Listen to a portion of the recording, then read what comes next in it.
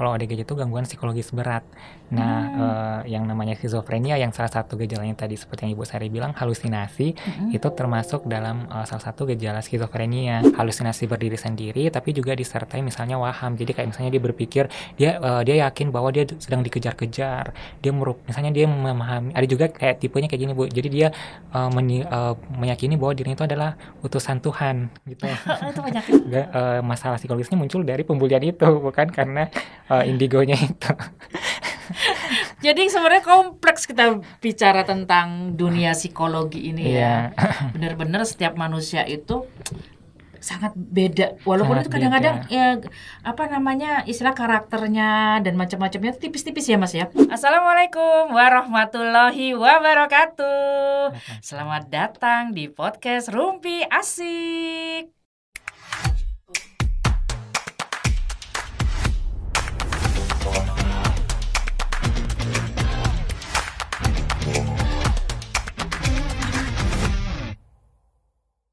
Bersama saya Sari Winarno ditemani oleh Mas siapa? Perkenalkan dirinya, yaitu mahasiswa psikologi ya, S2. Oke.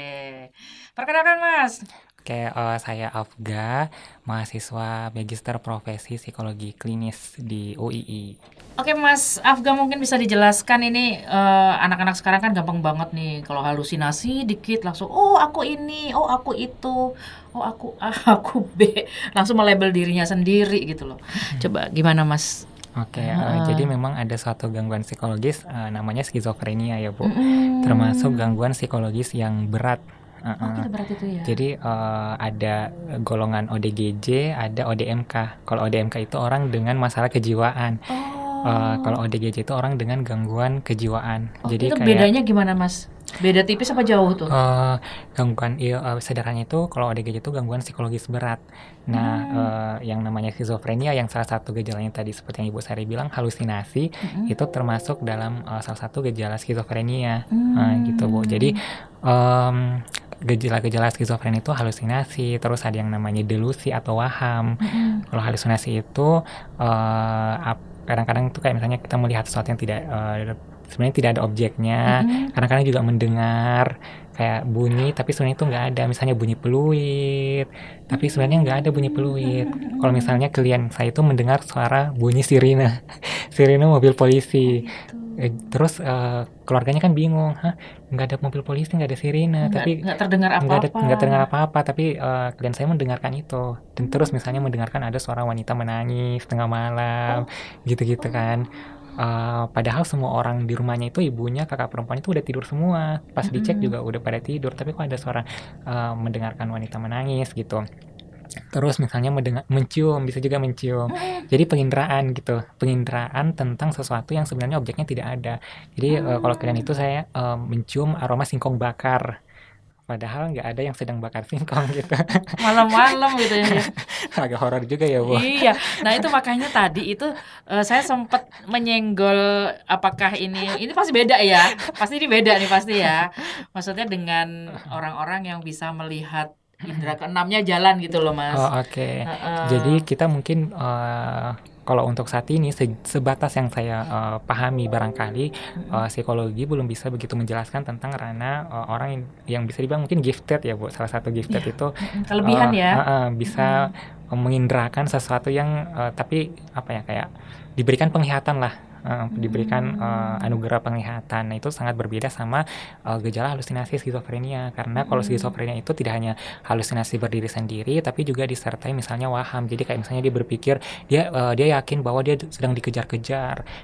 Misalnya dia memahami, ada juga kayak tipenya kayak gini Bu. Jadi dia meyakini bahwa dirinya itu adalah utusan Tuhan gitu.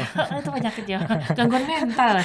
Ada tuh yang di berita-berita gede itu ya Mas ya. Namanya waham kebesaran gitu. Jadi dia berpikir dia adalah nabi setelah Nabi Muhammad gitu, diutus untuk akhir zaman. Itu salah satu. Nah, itu keyakinan yang benar-benar dipegang teguh. Kalau kita tentang, diberikan bukti-buktinya nggak akan mempan, mereka akan marah karena mereka meyakini bahwa ini benar gitu. Terus selain waham juga kualitas hidup mereka sangat menurun. Jadi mereka kayak kurang rawat diri. Untuk bisa mandi 2 kali sehari itu mereka sangat sulit melakukan itu. Terus kayak kelihatan dari penampilannya lusuh karena kurang merawat diri itu. itu, nafsu makan berkurang misalnya, terus kayak nafsu seksual juga bisa berkurang, terus kontak realitasnya itu kayak mereka nggak sadar, oh ini sekarang aku di mana, ini kapan. Ketika misalnya diminta deskripsikan kamu lagi di mana nih sekarang, mereka akan bingung mendeskripsikannya. Nah kalau indigo kan tentu bukan ya. Jadi kayak indigo itu diberikan penglihatan, namun secara kesadaran itu sadar penuh. Jadi itu ya guys ya, bedanya orang yang berhalusinasi tadi ya dengan orang yang punya kelebihan seperti indera keenamnya lebih jalan, itu beda. Maksudnya sama-sama ini kan melihat yang nggak nyata ya, yang gaib. Maksudnya si halusinasi itu seperti ya itu contohnya kayak Mas Afga tadi ngomong, oh itu ada naga di situ gitu ya. Nah kalau orang halusinasi itu kan memang suatu gangguan ya istilahnya ya Mas ya. Mungkin yang aku bisa bilang, tapi ini tentu tidak ada referensi yang mendukung ya Bu. Tapi yang aku bisa bilang bahwa kalau orang halusinasi itu memang melihat sesuatu yang memang objeknya tidak ada. Orang lain nggak bisa mengkonfirmasi itu. Kalau indigo itu ibaratnya melihat suatu dimensi lain. Iya, yang frekuensinya itu tidak bertemu sama dimensi manusia gitu. Iya, yang satunya gangguan, yang satunya lagi adalah kelebihan. Iya, kelebihan yang orang lain belum tentu punya seperti itu. Itu pun kalau misalnya ada orang yang melihat dia indigo tapi kok kayak kelihatan juga dari perilakunya kayak ada gangguan, ya mungkin gangguannya itu dipicu mungkin karena dia indigo, dia jadinya dibully. Nah mungkin masalah psikologisnya muncul dari pembulian itu, bukan karena indigonya itu. Jadi sebenarnya kompleks kita bicara tentang dunia psikologi ini ya. Benar-benar setiap manusia itu sangat beda, walaupun itu kadang-kadang ya istilah karakternya dan macam-macamnya itu tipis-tipis ya Mas ya. Ini ada kemiripan, ini ada kemiripan, tapi itu belum tentu sama. Betul. Iya, jadi setiap manusia itu memang luar biasa lah. Itu dan kebesaran Allah Subhanahu wa taala itu. Ya, dan tidak semua beda-beda. Setiap manusia unik, berbeda, dan tidak semua persoalan bisa dijawab. Itu tantangan dunia psikologi, harus update terus Mas Afga pastinya ya, bahwa kita belajar psikologi saat ini itu memang bukan hanya untuk hari ini aja gitu ya. Bisa untuk 10 tahun ke depan, 20 tahun ke depan gitu. Jadi itu pasti update terus tuh. Betul, Bu. Benar kan? Karena isu-isu sosial juga semakin berkembang ya. Dan ragamnya orang-orang yang tadi sakit jiwanya itu, sakit secara dalamnya itu juga semakin. Iya betul. Jadi kayak masalah psikologis itu memang betul berkembang Bu seiring waktu. Jadi misalnya dulu kalau sekarang ada namanya hoarding disorder. Apalagi itu? Jadi kayak perilaku menumpuk-numpuk barang. Jadi di kamarnya itu penuh dengan sampah. Iya benar. Nah, kalau dulu mungkin ada tapi mungkin belum ditemukan. Atau sekarang juga baru gangguannya muncul sekarang karena seiring perkembangan isu sosial yang semakin kompleks. Iya betul. Gitu. Jadi semakin kesini semakin beragam lah masalah-masalah psikologis yang ditemukan. Itu gimana Mas? Ada orang yang misalnya menumpuk barang, itu barangnya bermanfaat bagi dia apa tidak? Seringkali itu sudah tidak digunakan ya Bu. Atau mungkin sejenis sampah, misalnya kertas gitu ya. Bisa. Kertas itu ditumpuk sama dia, nggak boleh dibuang gitu. Jadi ada yang dinamikanya kayak gini Bu. Jadi ada seorang cewek itu dia tidak percaya diri sama penampilan tubuhnya. Dia pengen kurus. Terus ibunya tuh suka masakin dia. Nah setiap kali ibu yang masakin dia diminta makan. Nah dia makan tapi habis itu dia kurek. Dimuntahkan. Dia muntahkan gitu. Nah tapi setelah dimuntahkan itu dia masukkan bekas muntahnya itu dia masukkan ke kresek, terus dia simpan di bawah tempat tidurnya gitu. Gitu terus, jadi di bawah tempat tidurnya itu menumpuk sisa muntahan gitu.